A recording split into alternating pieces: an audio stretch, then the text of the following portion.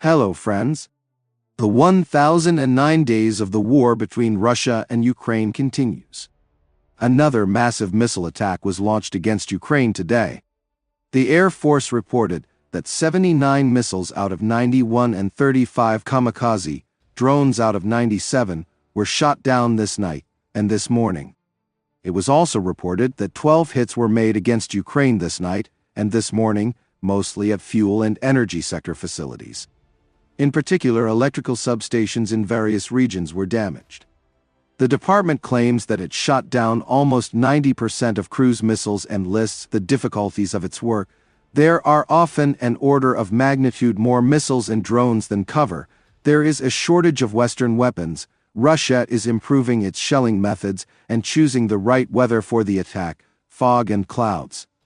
Kruhliakivka, an expert at the Institute of Energy Strategies, said that after today's shelling, power outages will continue for about 6 to 8 hours a day. According to him, the situation will vary by region. The Russians have made significant progress in several areas in the Donetsk and Kharkiv regions, according to the deep state map. Near Pokrovsk, an attempt to bypass it from the south continues. The Russians have advanced in Zhovte and neighboring settlements, as well as in several areas up to the Kurakhove direction. There is an advance in Kurakhove itself. A gray zone remains in the city center. Russian control over 2 buildings there is indicated. Ukrainian military also writes about the regrouping of Russians and the imminent start of the assault on Stari Terny to the northwest of Kurakhove.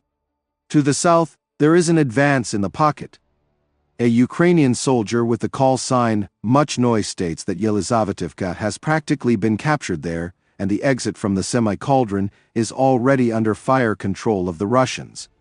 In the south of the Donetsk region, the Russians have again advanced towards Rozlyv to the highway, to Kurakhove, coming from the west. Here the Russians have not advanced for about a week. Now there are less than 4 kilometers left to Rozlyv. A little to the west, the Russian army has again advanced to the highway to Velika Novosilka from the side of Bakhmut. In the north, in the Kharkiv region, the Russians advanced in Kruhliakivka, in the southern part on a section up to 1.55 kilometers wide and up to 1 kilometer deep. North of Kupiansk, the Russians expanded their bridgehead on the western bank of the Oskil River.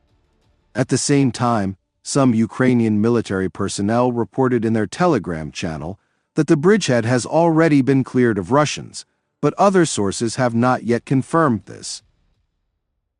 In the Bakhmut direction, active fighting continues inside Chasiv Yar. According to a Ukrainian serviceman with the call sign Much Noise, the Russians were able to gain a foothold in part of the fireproof plant, and battles are also underway for high-rise buildings. Russian servicemen are also trying to push Ukrainian troops out of the ravine between the central part of the city and the settlement of Stupachki. In this way, they are leveling the front and doing everything to finally encircle Chasiv Yar from the south and approach Konstiantynivka. The Ukrainian armed forces are trying to counterattack, but so far without much success. Judging by the repeated statements of Western media and officials, the main problem for Ukraine now is the number of personnel. Moreover, yesterday an article was published stating that the losses of the Ukrainian armed forces are several times higher than officially declared. At least 60 to 100,000 Ukrainian soldiers died during the war with Russia. Another 400,000 were seriously wounded and can no longer fight, writes The Economist. The publication studied various sources in order to try to establish the losses of the Ukrainian armed forces. Russia, according to Western intelligence, lost up to 200,000 soldiers killed. Let me remind you that Zelensky said in February that 30,000 Ukrainian soldiers died at the front. Even then, foreign journalists doubted this data. Now, according to their data, irreparable losses, that is, those who will no longer return to the front, are at least 500,000 people. The fact that the losses are higher than officially stated is also supported by the stories of Ukrainian soldiers. According to the commander of the drone company Onistrat, at least 500 people disappeared in Donetsk during the rotation, when the 95th Brigade in the city was replaced by the 150th Brigade. At the time of rotation, up to 1,500 Russians entered the rear of the 95th Brigade.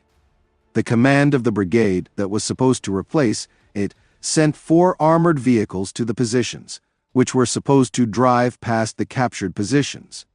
4 armored vehicles, minus 40 people. They disappeared. They were not only not accompanied, and they disappeared, Onistrat said.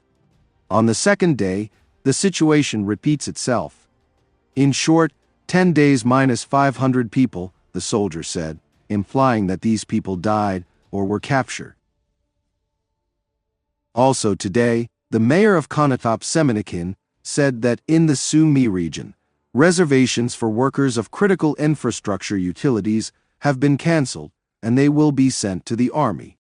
According to him, the decision was made by the head of the Sumy Regional Military Administration. Amid a shortage of soldiers for the front, calls are being made from the west to lower the mobilization age from the current 25 to 18 years.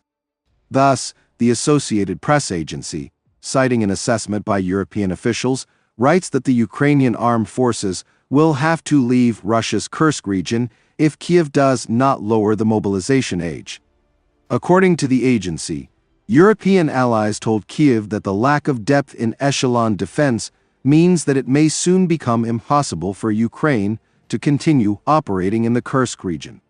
Earlier, it was reported that the Biden administration is calling on the Ukrainian government to lower the mobilization age from 25 to 18 years. Friends, this channel exists solely thanks to your support. If you have the opportunity and desire to support the channel, I will be very grateful to you. Thank you very much and see you in the next video.